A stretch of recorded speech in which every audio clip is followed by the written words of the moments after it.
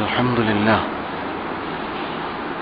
لله نحمده ونستعينه ونستغفره ونؤمن به ونتوكل عليه ونعوذ بالله من شرور أنفسنا ومن سيئات أعمالنا من يهده الله فلا مضل له ومن يضلله فلا هادي له ونشهد أن لا إله إلا الله وحده لا شريك له ونشهد أن محمدا عبده ورسوله أرسله بالهدى ودين الحق ليظهره على الدين كله ولو كره المشركون اللهم صل على محمد وعلى آل محمد كما صليت على إبراهيم وعلى آل إبراهيم وبارك على محمد وعلى آل محمد كما باركت على إبراهيم وعلى آل إبراهيم في العالمين إنك حميد مجيد أما بعد فإن خير الحديث كلام الله وخير الهدي هدي محمد صلى الله عليه وسلم وشر الأمور محدثاتها وكل محدثة بدعة وكل بدعة ضلالة أيها الإخوان والأخوات أوصيكم وإياي أولا بتقوى الله إن أريد إلا الإصلاح ما استطعت وما توفيقي إلا بالله عليه توكلت وإليه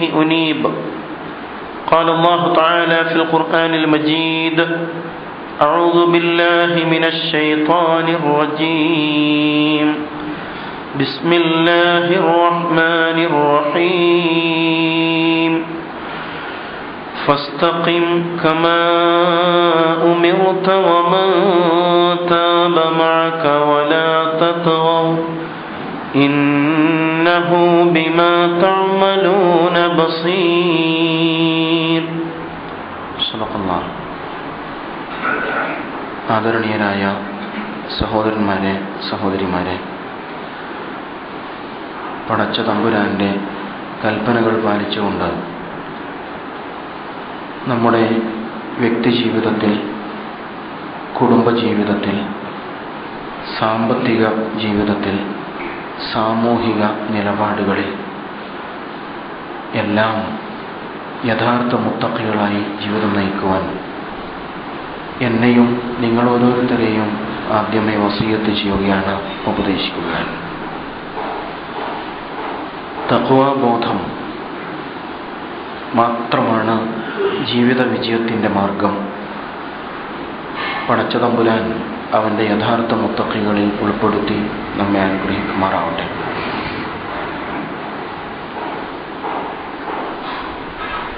റമദാനിന് ശേഷമുള്ള 4 ദിനരാത്രങ്ങൾ എങ്ങനെ ഉണ്ടായിരുന്നു? കാര്യങ്ങൾ നാം ഉദ്ദേശിച്ചതുപോലെ തന്നെയാണോ മുന്നോട്ട് നീങ്ങുന്നത്? അതല്ല, പിടിവിട്ട് തുടങ്ങിയോ?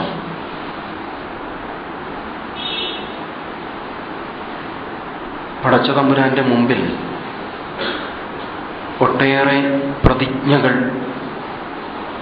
നിരത്തിവെച്ചവരാണ് നാം. ആ പ്രതിജ്ഞകൾ ഇവിടെ നിൽക്കുന്നു. ഇബാദത്തുകളിലെ നമ്മുടെ നിഷ്ഠ ഇപ്പോഴെങ്ങനെയുണ്ട്? ജമാഅത്ത് നമസ്കാരങ്ങളിൽ കൃത്യമായി പള്ളികളിൽ എത്തിച്ചേരാൻ നാം കണിശത പുലർത്താറുണ്ടോ? സുബ്ഹി നമസ്കാരം ഇപ്പോൾ എങ്ങനെയാണ് നടക്കുന്നത്?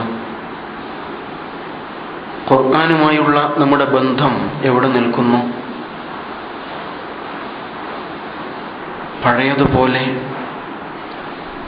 പഴയ ജീവിതശീലങ്ങളിലേക്ക് തന്നെ തിരിച്ചുപോയി തുടങ്ങിയോ നമ്മുടെ മനസ്സും ശരീരവും? കേവല വിനോദങ്ങളിലേക്കും ഭൗതികം മാത്രമായ ചിന്തകളിലേക്കും അതേപോലെ തന്നെ തെറ്റായ ശീലങ്ങളിലേക്കും തിരിച്ചുപോയി തുടങ്ങിയോ? ആത്മപരിശോധന നടത്തേണ്ട സന്ദർഭമാണിത്. അല്ലാഹു സുബ്ഹാനഹു തആല റസൂലുള്ളാഹി സ്വല്ലല്ലാഹു അലൈഹി വസല്ലമക്ക് അവതരിപ്പിച്ച ചില വചനങ്ങൾ റസൂലുള്ളാഹിന്റെ മുടി നരപ്പിച്ചു കളഞ്ഞു എന്ന് ഹദീസിൽ കാണാം.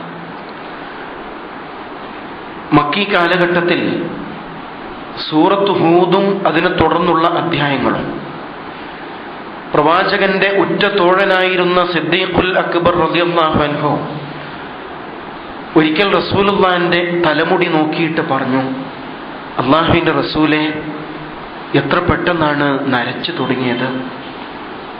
ശയ്യബത്നി ഹൂദ് വ അഖവാതുഹ. അതെ, എനിക്ക് അവതരിച്ച സൂറത്ത് ഹൂദും മറ്റ് ചില അധ്യായങ്ങളും എന്നെ നരപ്പിച്ചു കളഞ്ഞു അബൂബക്കർ എന്ന് റസൂലുള്ളാഹ് പറയുന്നുണ്ട്. രണ്ട് തരത്തിലുള്ള സമ്മർദ്ദങ്ങളായിരുന്നു ഇതിന്റെ കാരണം. മക്കയാണ്. സത്യനിഷേധികൾ ഇസ്ലാമിനെതിരിൽ കടുത്ത സമ്മർദ്ദങ്ങൾ സൃഷ്ടിച്ചുകൊണ്ട് ഇസ്ലാമിക സമൂഹത്തെ പരീക്ഷണത്തിലേക്ക് എടുത്തെറിയുന്ന പശ്ചാത്തലമുണ്ടായി. അതേ സമയത്ത് തന്നെ അള്ളാഹുവിന്റെ ഭാഗത്ത് നിന്ന് കടുത്ത, വളരെ ശക്തമായ താക്കീതുകൾ അവതരിച്ചുകൊണ്ടിരിക്കുന്നു. പിടിവിട്ടു പോകരുത്, അടിയുറച്ച് നിലകൊള്ളണം, ഒട്ടും പതറിപ്പോകരുത് എന്ന് പറഞ്ഞുകൊണ്ടുള്ള ശക്തമായ താക്കീതുകൾ. സത്യനിഷേധികളുടെ നിരന്തരമായ ഭീഷണികൾ നിലനിൽക്കുന്നു. മറുവശത്ത് അള്ളാഹുവിന്റെ കടുത്ത താക്കീതുകളും. ഇത് രണ്ടിനും ഇടയിൽപ്പെട്ടാണ് റസൂൽ സല്ലല്ലാഹു അലൈഹി വസല്ലമിന്റെ തല നരച്ചു പോയത്. ഫസ്തഖിം, അടിയുറച്ച് നിലകൊള്ളുക, ഇസ്തിഖാമത്തോടെ നിലകൊള്ളുക. ഖമാ ഉമിർത, താങ്കൾ കൽപ്പിക്കപ്പെട്ടതുപോലെ.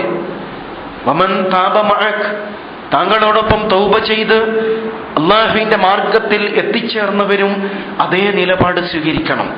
വമൻ താബ മഅക്, ഓർക്കുന്നില്ലേ കഴിഞ്ഞ പാതിരാവുകളിൽ പടച്ചതമ്പുരാന്റെ മുമ്പിൽ ഇസ്തിഗ്ഫാർ ചെയ്ത് തൗബ നേടിയെടുത്തവരാണ് നാം. ആ വിശുദ്ധമായ മനസ്സാക്ഷി നിലനിർത്തിക്കൊണ്ട് മുന്നോട്ട് പോകുവാൻ തന്നെയാണ് അല്ലാഹു തആല ആദ്യ തലമുറയോട് കൽപ്പിക്കുന്നത്. നമുക്ക് മുമ്പിലും ഇതേപോലെ തന്നെ രണ്ട് സമ്മർദ്ദങ്ങളുണ്ട്. അതിലൊന്ന് റസൂൽ സല്ലല്ലാഹു അലൈഹി വസല്ലമയും സഹാബത്തിനെ സംബന്ധിച്ചിടത്തോളം സത്യനിഷേധികളുടെ, ശത്രുക്കളുടെ കടുത്ത ഭീഷണികളായിരുന്നു. നമ്മെ സംബന്ധിച്ചിടത്തോളം ആ സ്ഥാനത്തുള്ളത് ഭൗതികതയുടെ പ്രലോഭനങ്ങളാണ്. അതിശക്തമായ പ്രലോഭനങ്ങൾ. കാര്യങ്ങൾ പിടിവിട്ടു പോകുന്നത് പോലെ എത്ര പെട്ടെന്നാണ്. അതേ സമയത്ത് അല്ലാഹുവിന്റെ ശക്തമായ താക്കീതുകൾ. ഫസ്തഖിം, അടിയുറച്ച് നിലകൊള്ളൂ. നിങ്ങൾ എനിക്ക് നൽകിയ വാക്കുകൾ പാലിക്കുവാൻ ബാധ്യസ്ഥരാണ്. അതൊരിക്കലും പൊള്ളയായ വാഗ്ദാനങ്ങളായി മാറരുത്. നിങ്ങൾ സൂക്ഷിക്കണം.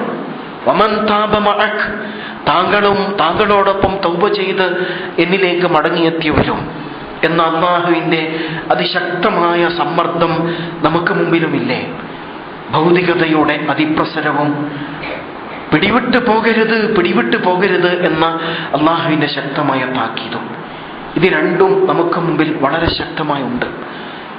വലാ തത്ഗൗ, നിങ്ങൾ അതിരുകടക്കരുത്.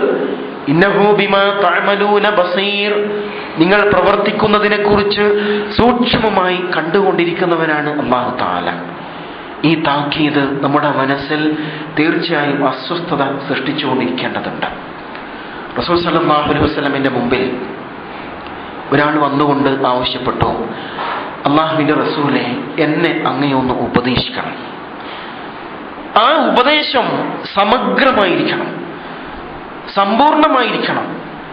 ഞാൻ മറ്റൊരാളോട് പിന്നെയും വിശദീകരണം ചോദിക്കേണ്ടതില്ലാത്ത വിധം സമ്പൂർണമായ ഉപദേശമായിരിക്കണം പ്രവാചകരെ എന്ന് ആവശ്യപ്പെട്ടപ്പോൾ റസൂൽ സല്ലല്ലാഹു അലൈഹി വസല്ലം അദ്ദേഹത്തിന് രണ്ട് ഉപദേശങ്ങളാണ് നൽകിയത്.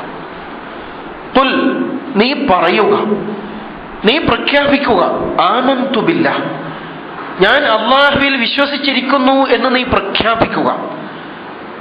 രണ്ടാമത്തേത് ഫസ്തഖിം, ആ നിലപാടിൽ തന്നെ ഉറച്ചു നിന്ന് മുന്നോട്ട് പോകുവാൻ നീ തീരുമാനിക്കുക. രണ്ട് കാര്യങ്ങളാണ്. നീ അല്ലാഹുവിൽ വിശ്വസിച്ചിരിക്കുന്നു എന്ന് പ്രഖ്യാപിക്കുക, അതിൽ അടിയുറച്ച് നിലകൊണ്ട് മുന്നോട്ട് പോകുവാൻ നീ തീരുമാനിക്കുക. സമഗ്രമായ 2 ഉപദേശങ്ങൾ. ഇന്നല്ലദീന ഖാലൂ റബ്ബുനല്ലാഹ് സുമ്മ ഇസ്തഖാമു എന്ന് പറഞ്ഞില്ലേ?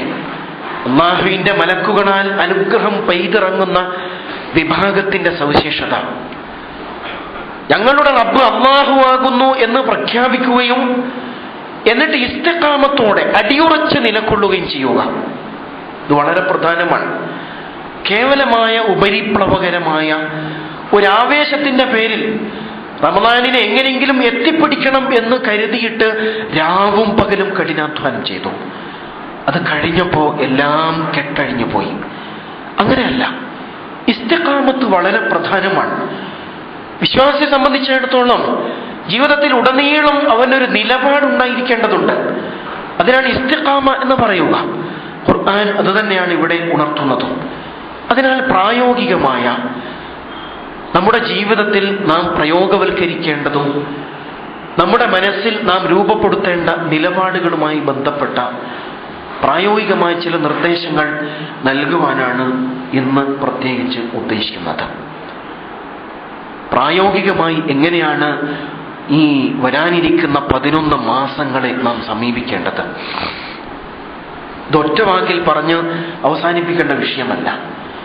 വ്യത്യസ്ത സാഹചര്യങ്ങളിൽ ജീവിക്കുന്നവരാണെന്നാണ്. അതിനാൽ ജീവിതത്തെ എങ്ങനെ അഭിമുഖീകരിക്കണം, ജീവിത സാഹചര്യങ്ങളെ പ്രായോഗികമായി എങ്ങനെ നേരിടണം, എങ്ങനെ പ്രയോജനപ്പെടുത്തണം എന്നത് വളരെ പ്രധാനമാണ്. റസൂലുള്ളാഹി സ്വല്ലല്ലാഹു അലൈഹി വസല്ലം അതുമായി ബന്ധപ്പെട്ട ഒരുപാട് കാര്യങ്ങൾ നമ്മെ ഉണർത്തുന്നുണ്ട്. പ്രത്യേകിച്ച് നാം മനസ്സിലാക്കേണ്ടത്, ഇനി നമുക്ക് പടച്ചതമ്പുരാന്റെ മുമ്പിൽ ഒഴിവ് കഴിവ് പറഞ്ഞ് രക്ഷപ്പെടാൻ സാധ്യമല്ല. കാരണം വല്ലാത്ത പെർഫോമൻസാണ് നാം കാഴ്ചവെച്ചത്. അള്ളാഹുവിന്റെ മുമ്പിൽ ഒരു മുഅ്മിൻ എന്ന നിലക്ക് എത്രത്തോളം നമുക്ക് മുന്നോട്ട് പോകാൻ കഴിയുമോ അത്രത്തോളം കഴിവിന്റെ പരമാവധി നമ്മുടെ മനസ്സും ശരീരവും എല്ലാം നാം പടച്ചവന് സമർപ്പിച്ചവരാണ്. ഇനി നമുക്ക് ഒഴിവ് കഴിവ് പറഞ്ഞ് രക്ഷപ്പെടാൻ കഴിയില്ല. എന്ന് പറഞ്ഞാൽ സാധാരണ നാം പറയുന്ന ചില കാരണങ്ങളുണ്ടല്ലോ. എന്താണ് ജമാഅത്തിന് പള്ളിയിലെത്താത്തത്? തിരക്കിലാകപ്പെട്ടുപോയി. എന്താണ് സുബഹിക്ക് പള്ളിയിൽ കാണാത്തത്? എനിക്ക് ഉറക്കം അല്പം കൂടുതലാണ്, ഞാൻ ചില ടാബ്ലറ്റ്സ് ഒക്കെ കഴിക്കുന്ന ആളാണ്, അതുകൊണ്ട് ഉറക്കം കൂടുതലാണ്, അതുകൊണ്ട് എനിക്ക് സുബഹിക്ക് പള്ളിയിലെത്താൻ കഴിയില്ല. ഇങ്ങനെയൊക്കെ ഉണ്ടല്ലോ. എന്താ ഖുർആൻ പഠിക്കാത്തത്, പാരായണം ചെയ്യാത്തത്? സമയം കിട്ടുന്നില്ല. ഇങ്ങനെ ഒരുപാട് കാരണങ്ങൾ ഉപയോഗപ്പെടുത്തിയിട്ട് പടച്ചതമ്പുരാന്റെ മുമ്പിൽ നിന്ന് രക്ഷപ്പെടാൻ ശ്രമിക്കുന്നവരാണ് നാം. ഈ കഴിഞ്ഞ ഒരു മാസക്കാലം പടച്ചതമ്പുരാന് നാം ആരാണ്, നമുക്ക് എത്രത്തോളം മുന്നോട്ട് പോകാൻ കഴിയും എന്ന് പടച്ചതമ്പുരാന് പൂർണ്ണമായി ബോധ്യപ്പെട്ട് കഴിഞ്ഞിരിക്കുന്നു അല്ലേ? പാതിരാവിൽ 3 മണിക്ക് പള്ളിയിൽ വന്ന് ഖിയാമുൽ ലൈൽ അനുഷ്ഠിച്ചവരാണ് നാം. ആലോചിച്ച് നോക്കൂ. ഒരു ഉറക്കവും പ്രശ്നമായില്ല നമുക്ക്. കുടുംബത്തെക്കുറിച്ചുള്ള അസ്വസ്ഥത നമുക്ക് പ്രശ്നമായില്ല. ഒരു ബുദ്ധിമുട്ടും ഇല്ലാതെ പരമാവധി അല്ലാഹുവിന്റെ മുമ്പിൽ നമ്മുടെ മനസ്സും ശരീരവും സമ്പത്തും സമർപ്പിക്കാൻ നമുക്ക് കഴിഞ്ഞിട്ടുണ്ട്. അതുകൊണ്ട് അങ്ങനെയുള്ള നമ്പറുകളൊന്നും ഇനി പടച്ചതമ്പുരാന്റെ മുമ്പിൽ വിലപ്പോവുകയില്ല.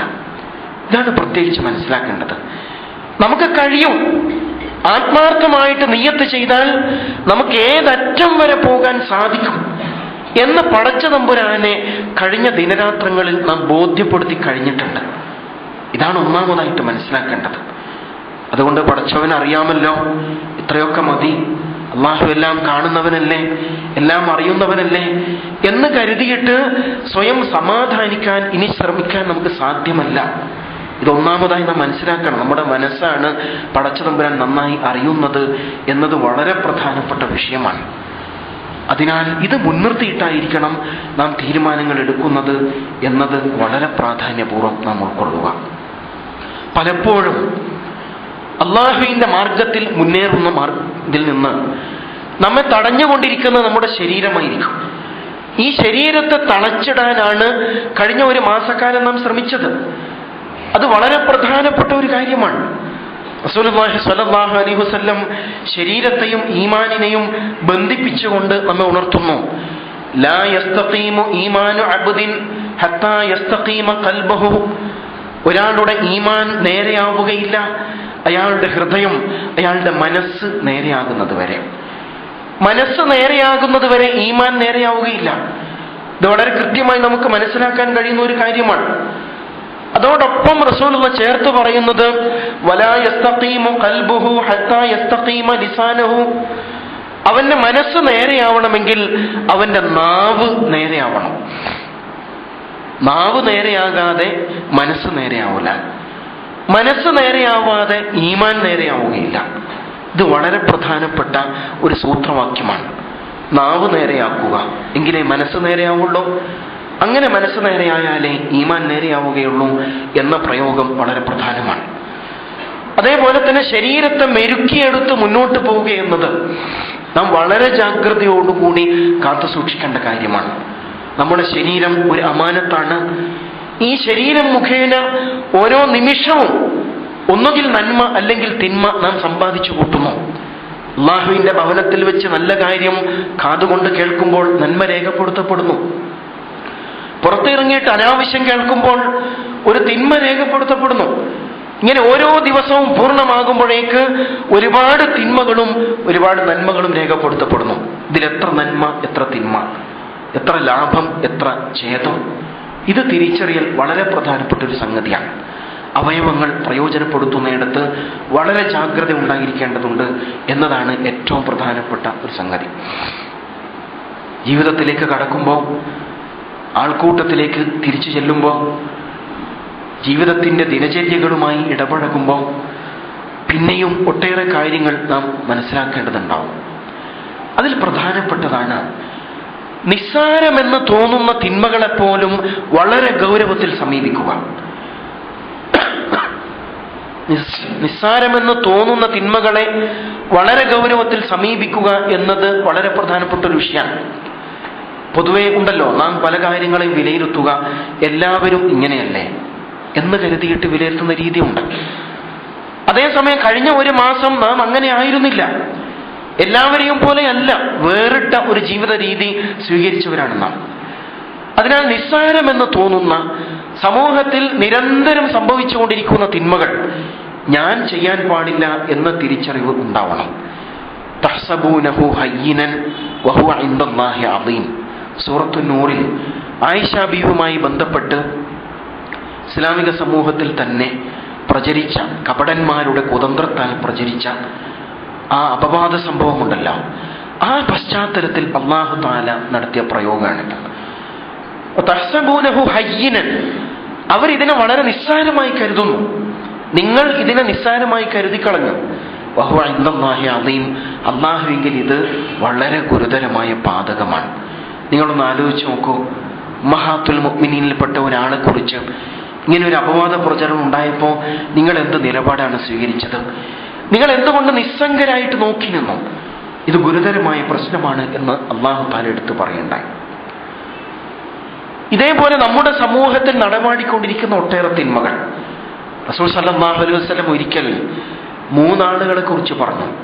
അല്ലാഹു തആല അവരെ നോക്കുകയില്ല, അവരോട് സംസാരിക്കുകയില്ല, അവരെ സംസ്കരിക്കുകയില്ല, അവർക്ക് വേദനയേറിയ ശിക്ഷയുണ്ട്. അബൂദർ റളിയല്ലാഹു അൻഹു അസ്വസ്ഥനായിട്ട് ബേജാറോടുകൂടി എഴുന്നേറ്റ് റസൂലുള്ളാഹിനോട് ചോദിച്ചു, മൻഹും യാ റസൂലല്ലാഹ് ഖദ് ഖാബു വ ഖസിറു.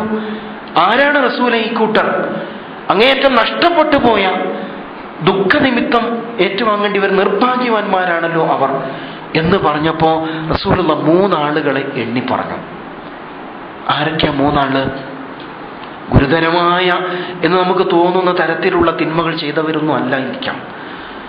റസൂലുള്ളാഹി എണ്ണി പറഞ്ഞ 3 വിഭാഗത്തിൽ ഒരാള് അൽ മുസ്ബിൽ, വസ്ത്രം നിലത്ത് വലിച്ചഴിച്ചുകൊണ്ടിരിക്കുന്ന ആളാണ്.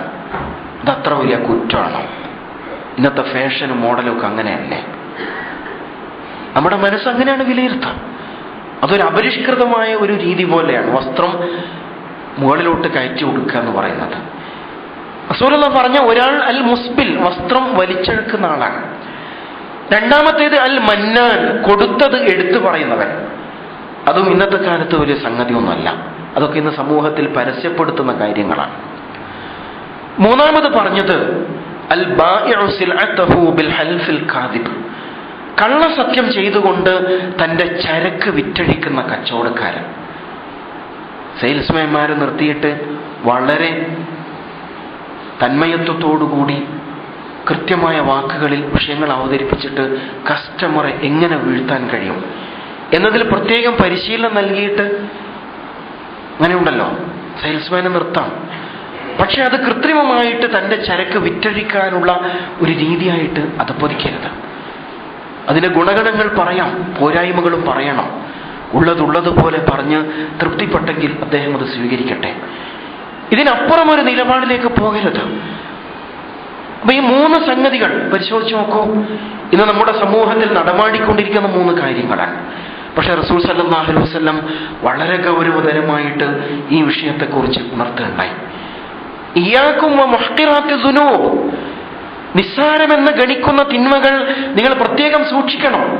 ഫഇന്നഹുന്ന യജ്തമിഉന അല റജുൽ ഹത്താ യുഹ്ലികന്ന, ഒരുപക്ഷെ ഒരാൾക്കുമേൽ അവയൊക്കെയും ഒരുമിച്ച് കൂട്ടപ്പെട്ടാൽ അത് അയാളെ നശിപ്പിക്കാൻ മാത്രം വളർന്നു വലുതായിരിക്കും.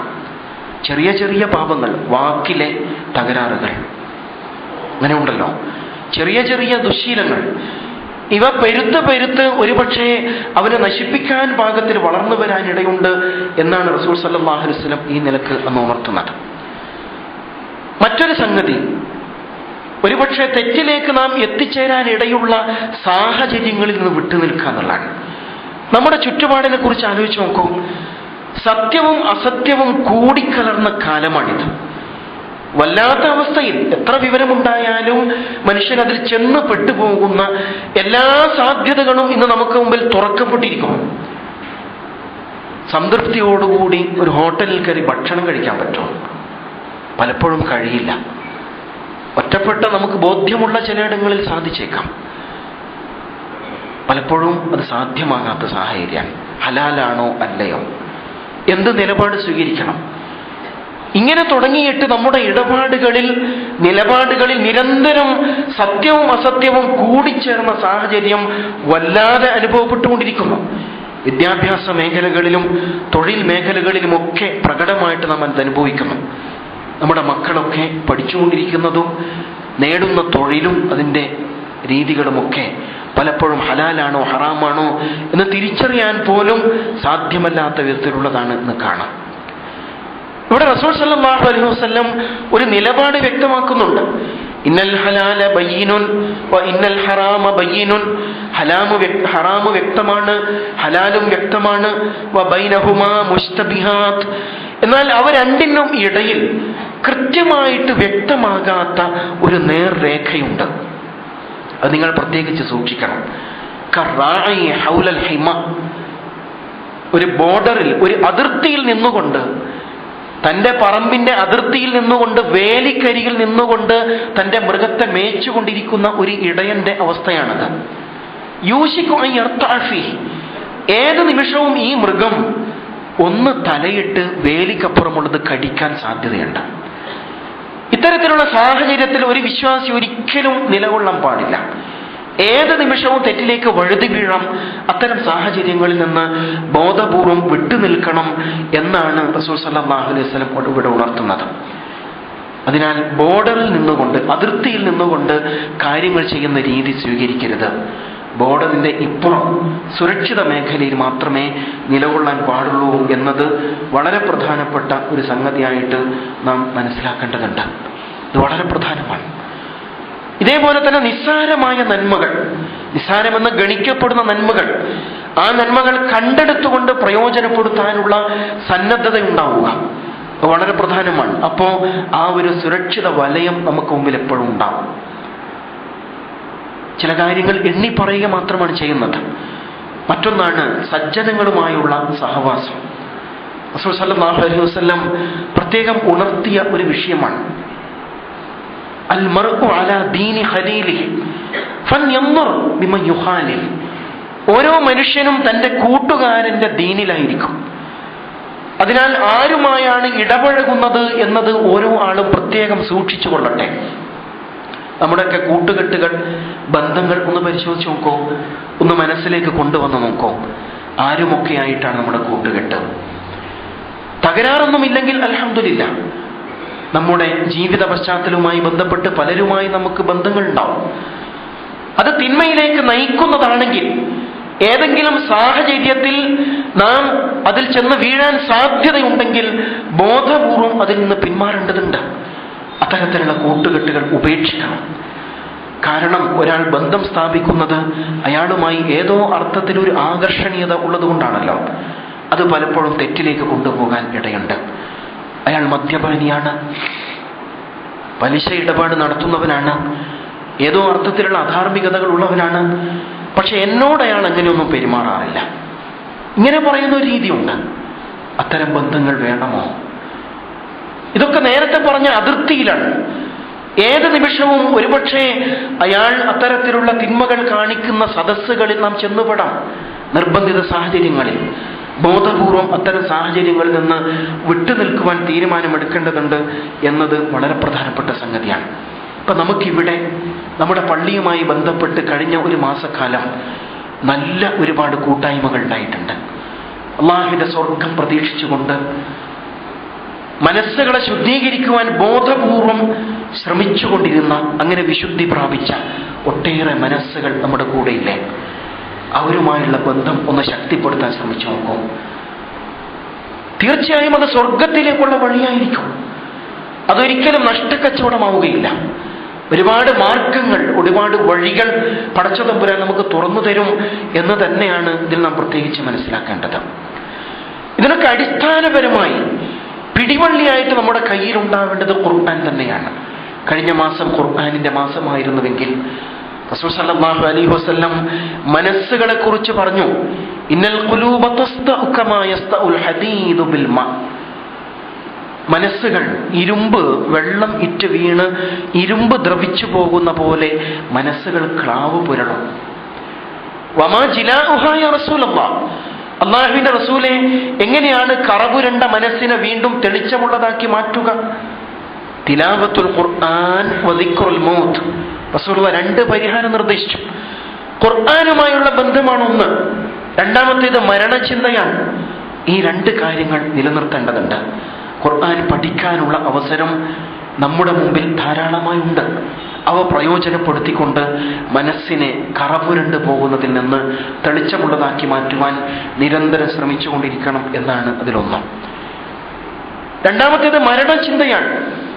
അതിന്റെ മാർഗം സിയാറത്തുൽ ഖുബൂറാണ്. ഖബറിടങ്ങൾ സന്ദർശിക്കുക. ബന്ധുക്കളുടെ, മാതാപിതാക്കളുടെ, മക്കളുടെ ഖബറിടങ്ങൾ സന്ദർശിച്ചിട്ട് അവർക്ക് വേണ്ടി മഗ്ഫിറത്തിനായിട്ട് പ്രാർത്ഥിക്കുക. അവരിൽ നിന്ന് ഇങ്ങോട്ട് പ്രതീക്ഷിച്ചുകൊണ്ടല്ല, അവർക്ക് വേണ്ടി പ്രാർത്ഥിക്കുക. റസൂൽ സല്ലല്ലാഹു അലൈഹി വസല്ലം പ്രത്യേകം നിർദ്ദേശിച്ചതാണത്. ഇതേ 6 അടി മണ്ണിലാണല്ലോ ഞാനും ചെന്ന് കിടക്കേണ്ടത് എന്ന ചിന്ത.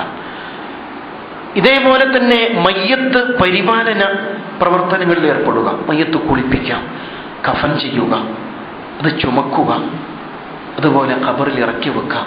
ഇത്തരം പ്രവർത്തനങ്ങൾ മനസ്സിനെ വല്ലാതെ നിർമ്മലമാക്കും. എന്റെയും അവസ്ഥ ഇത് തന്നെയാണ്. മറ്റൊരു മാർഗമാണ് രോഗസന്ദർശനം. നമ്മുടെ ചുറ്റും ധാരാളം ആശുപത്രികളുണ്ട്, അവിടെ ഒരുപാട് രോഗികളുണ്ട്. രോഗസന്ദർശനം അള്ളാഹു നമുക്ക് നൽകിയ ആരോഗ്യമാകുന്ന അനുഗ്രഹത്തെക്കുറിച്ചുള്ള തിരിച്ചറിവ് നൽകും. ഈ ആരോഗ്യം അനാവശ്യമായി ദുരുപയോഗപ്പെടുത്താനുള്ളതല്ല. കിട്ടിയ സന്ദർഭം ഉപയോഗപ്പെടുത്തിയിട്ട് അള്ളാഹുവിന്റെ മാർഗത്തിൽ വിനിയോഗിക്കണം. ഇത്തരത്തിലുള്ള പ്രയാസം അനുഭവിക്കുന്ന ആളുകൾക്ക് വേണ്ടി വിനിയോഗിക്കണം എന്ന ചിന്ത തീർച്ചയായും നമുക്ക് ഉണ്ടാക്കിയെടുക്കാൻ പറ്റും. ഇതേപോലെ മനുഷ്യരിലേക്ക് ഇറങ്ങിക്കൊണ്ട് പ്രയാസം അനുഭവിക്കുന്ന ആളുകളിലേക്ക് ഇറങ്ങിച്ചെന്ന് അവരുടെ പ്രശ്നങ്ങൾ പരിഹരിക്കാനുള്ള ബോധപൂർവമായ ശ്രമം ഉണ്ടാവണം എന്നത് വളരെ പ്രധാനമാണ്. ഒരേ നിമിഷം ആലോചിച്ച് നോക്കൂ, ഒരു നിമിഷം തന്നെ നമ്മുടെ ജീവിതത്തിലെ അനർഘ നിമിഷമാക്കി മാറ്റാൻ നമുക്ക് കഴിയും. ജീവിതത്തിൽ എന്നും ഓർമ്മിക്കപ്പെടുന്ന, ത്യാഗങ്ങൾ അനുഷ്ഠിക്കുവാൻ കഴിയുന്ന, സേവന പ്രവർത്തനങ്ങളിൽ ഏർപ്പെട്ട് ഒരുപക്ഷെ ഒരു ജീവൻ നമ്മുടെ കരങ്ങളാൽ രക്ഷപ്പെടുത്താൻ കഴിയുമ്പോൾ അതിൻ്റെ വില, ആ നിമിഷത്തിൻ്റെ വില എത്രയായിരിക്കും? അതേ സമയത്ത് ഒരു നിമിഷം തന്നെ മതി മനുഷ്യ തിന്മയിലേക്ക് കൂപ്പുകുത്തുവാൻ. ഇതേ ഒരു നിമിഷം തന്നെ മതിയായിരിക്കും. ഒരു നോട്ടം അല്ലെങ്കിൽ ഏതോ അർത്ഥത്തിലുള്ള ഒരു ആകർഷണം മനുഷ്യനെ തിന്മയിലേക്കും കൊണ്ടുചെന്ന് ചെല്ലും എന്ന് നാം പ്രത്യേകിച്ച് ഓർത്തിരിക്കേണ്ടതാണ്. അറബിയിൽ ഒരു ആപ്തവാക്യമുണ്ട്, ഒരു തീപ്പൊരിയിൽ നിന്നാണ് മഹാ അഗ്നിബാധകൾ ഉണ്ടാവുന്നത്. ഇതേപോലെ തന്നെ ഒരു നോട്ടത്തിൽ നിന്നായിരിക്കാം ഒരു മനുഷ്യന്റെ തകർച്ചയുടെ, നാശത്തിന്റെ തുടക്കം. ഒരു നോട്ടം ആകർഷിക്കപ്പെട്ടു, പിന്നെ ഒന്നുകൂടി നോക്കി, പിന്നെ അതൊരാഗ്രഹമായി, അത് സാക്ഷാത്കരിക്കാനുള്ള വെമ്പലായി, അത് അയാളുടെ നാശത്തിന്റെ തുടക്കമായിരിക്കും. ഒരേ നിമിഷം തന്നെ പാപത്തിന് വേണ്ടിയും അതേ നിമിഷം തന്നെ നന്മയ്ക്ക് വേണ്ടിയും പ്രയോജനപ്പെടുത്താൻ കഴിയും. നൈമിഷികമായ സുഖങ്ങൾ ശാശ്വതമായ ദുഃഖനിമിത്തമായി മാറും. അതാണ് പ്രത്യേകിച്ച് മനസ്സിലാക്കേണ്ടത്. സുഖം നൈമിഷികമാണ്, പക്ഷെ അതിൻ്റെ നാശമോ അതുകൊണ്ടുണ്ടാകാവുന്ന അനർത്ഥങ്ങൾ ജീവിതം മുഴുവനും ഒരുപക്ഷെ പരലോകത്തും നാം അനുഭവിക്കേണ്ടി വരുന്ന അവസ്ഥ ഉണ്ടാവും. വളരെ സൂക്ഷിക്കേണ്ട ഒരു വിഷയമാണിത്. അല്ലാഹു തആല വിശുദ്ധ ഖുർആനിലൂടെ ഉണർത്തുന്ന മറ്റൊരു കാര്യം, ഫലാ തുസക്കൂ അൻഫുസക്കും, നിങ്ങൾ സ്വയം വിശുദ്ധി ചമയരുത് എന്നൊരു പ്രയോഗമുണ്ട് സൂറത്തുൻ നജ്മിൽ. വളരെ ആഴമുള്ളൊരു പ്രയോഗമാണത്. നിങ്ങൾ സ്വയം വിശുദ്ധി ചമയരുത്. കഴിഞ്ഞു പോയ രാത്രികൾ നിങ്ങൾ ഓർക്കുന്നില്ലേ? നാം വിശുദ്ധി ചമഞ്ഞില്ല. നമ്മുടെ എല്ലാ മൂടുപടങ്ങളും എടുത്തു മാറ്റിയിട്ട് അള്ളാഹുവിൻ്റെ മുമ്പിൽ നമ്മുടെ പച്ച മനസ്സാക്ഷി കൊണ്ടുപോയി വെച്ച് പൊട്ടിക്കരഞ്ഞ് ശുദ്ധീകരിച്ചവരാണ് നാം. അതുകൊണ്ട് കാപട്യത്തിന്റെ മുഖംമൂടികൾ ഒരിക്കലും അണിയാൻ ശ്രമിക്കാതിരിക്കാം. ഫലാ തുസക്കൂ അൻഫുസക്കും, നിങ്ങൾ സ്വയം വിശുദ്ധി ചമയരുത്. ഹുവ അഅലമു ബിമൻ ഇത്തഖ, ആരാണ് പരമഭക്തൻ എന്നത് അല്ലാഹു തആല നന്നായി അറിയുന്നുണ്ട് എന്നത് വളരെ പ്രധാനമാണ്. മറ്റൊന്ന്, വ്യാമോഹത്തിന് അടിമപ്പെടാതിരിക്കുക. ഒരുപാട് നന്മകൾ ചെയ്തില്ലേ, എത്രയാ വാരിക്കൂട്ടിയത് എന്ന വ്യാമോഹം ഒരിക്കലും നമ്മെ നന്മയിലേക്ക് നയിക്കില്ല. അത് നമ്മുടെ നാശത്തിന്റെ തുടക്കമായിരിക്കും. അതിനാൽ വളരെ ബോധപൂർവം ചെയ്യാൻ കഴിഞ്ഞതിൽ തൃപ്തി രേഖപ്പെടുത്തി ശുക്ർ ചെയ്തുകൊണ്ട് ഇനി അങ്ങോട്ടുള്ള കാര്യങ്ങൾ ഭദ്രമാക്കാൻ ശ്രമിക്കണം. ഫഇദാ ഫറഗ്ത ഫൻസബ്, നീ ഒന്നിൽ നിന്ന് വിരമിച്ചാൽ അടുത്തതിൽ വ്യാപൃതനാവുക എന്ന ഖുർആനിന്റെ ശാസനം മുൻനിർത്തിയിട്ട് ആ നിലയിലുള്ള ഒരു തീരുമാനമാണ് നമ്മുടെ ഭാഗത്ത് നിന്ന് പ്രത്യേകിച്ച് ഉണ്ടാവേണ്ടത്. ഇങ്ങനെ ഒട്ടേറെ കാര്യങ്ങൾ അക്കമിട്ട് പറയുക മാത്രമാണ് ചെയ്തത്. ജീവിതവുമായി ബന്ധിപ്പിച്ചുകൊണ്ട് ഇനിയുള്ള 11 മാസങ്ങൾ ഇസ്തിഖാമത്തോടെ മുന്നോട്ട് പോകുവാൻ നമ്മുടെ ജീവിതത്തിൽ ഇവയിൽ എത്രമാത്രം പ്രയോഗവൽക്കരിക്കണം എന്ന് ഓരോ ആളും അവരവരുടെ ജീവിത പശ്ചാത്തലത്തിൽ നിന്നുകൊണ്ട് ചിന്തിച്ച് തീരുമാനങ്ങൾ എടുക്കുക. അല്ലാഹു സുബ്ഹാനഹു വ തആല നമ്മെ അനുഗ്രഹിക്കുമാറാവട്ടെ.